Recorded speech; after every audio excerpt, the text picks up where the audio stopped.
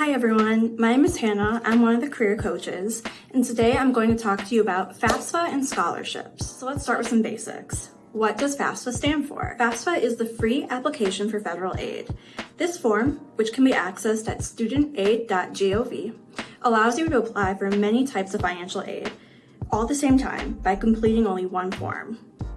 This form opens up every year on October 1st, and you should fill it out every year until you complete your college programs. To be eligible to fill out the FAFSA form, students must have a social security number and be a citizen or eligible non-citizen. Your parents' citizenship status does not impact your eligibility for financial aid, so if they don't have a social security number, you don't need to provide it. So what is financial aid? Financial aid is money to help you pay for college, including tuition and books. There are multiple types of financial aid you may be eligible for. The first is a grant. A grant is free money that can help you pay for your education. Grants usually have a financial component that must be met in order to qualify for them and can be awarded by the federal government, colleges, or even private institutions.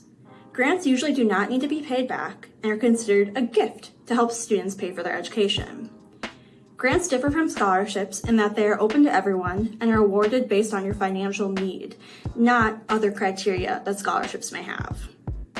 The second type of financial aid is loans. Student loans may be borrowed with the full realization that the money must be repaid with interest, beginning 6 months after you graduate from college. There are several types of student loans, so it is important to understand the terms and conditions of each loan. You can take up to the maximum amount of loans offered to you, or as little as you wish. The FAFSA form helps you access federal loans, but there are private loans available from many institutions that can help you meet any gaps in your funding. The third type of financial aid is work study. When filling out the FAFSA, you can request to be considered for federal work study. The federal work study program provides part-time employment on and off campus to financially eligible students. Students are paid in the form of a paycheck and must maintain good academic standing to remain eligible.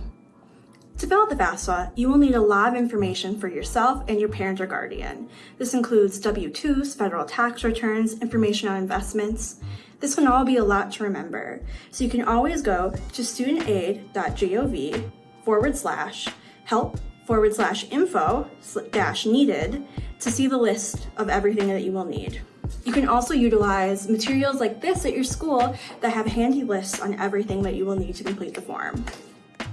Filling out the FAFSA form can feel overwhelming and confusing, but that is okay. There are plenty of people who can help you. Your school will have multiple opportunities and events over the school year to help you fill out the form, and people like career coaches or your counselors can help you as well. The financial aid offices at your schools that you plan on attending can help you too. Keep an eye out for financial aid deadlines at the schools you plan to attend. Some will want you to have it filled out by a certain date. I encourage every eligible student to fill out the FAFSA form. It's free and you never know what you may be offered, even if you don't want to take out student loans or you think you'll have a scholarship to cover it. Some scholarships also will want you to have filled out the FAFSA.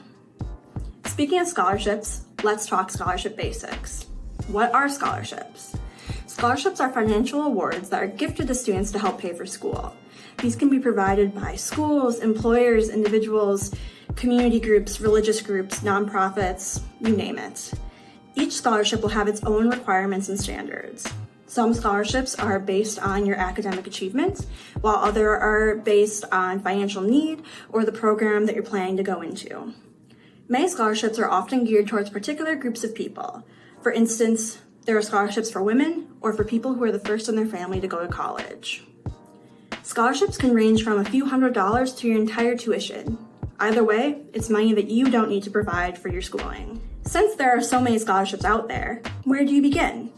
A good place to start is by talking to your counselor or the Career Center coordinator at your school, and to check out the GBAP Scholarship Guide.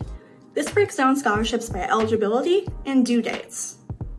It's a good idea to start looking at scholarships in the beginning of the school year, as some have different due dates and requirements, like a letter of recommendation from a teacher. However, many scholarships don't open up or aren't due until the spring. So you'll want to plan accordingly and make sure you don't get overwhelmed. Colleges usually have their own scholarships as well, so you'll want to research when those open up and when they are due. Outside of these resources, you can do a Google search as well. For example, if you're going into engineering, you could always Google scholarships for engineering students and see what's available. It can feel challenging to set aside time to work on scholarships. Between school, sports, jobs, your friends, it can feel all overwhelming during your senior year. So if your school offers any scholarship workshops or any time to sit down and just work, take advantage of that opportunity. Apply to as many scholarships as possible. Sometimes students think they don't stand a chance because everyone else must be applying, right? Well then, nobody applies. You never know what you could get. Whether it's FAFSA or scholarships, feel free to reach out to the career coach at your school for more information, and have a great school year.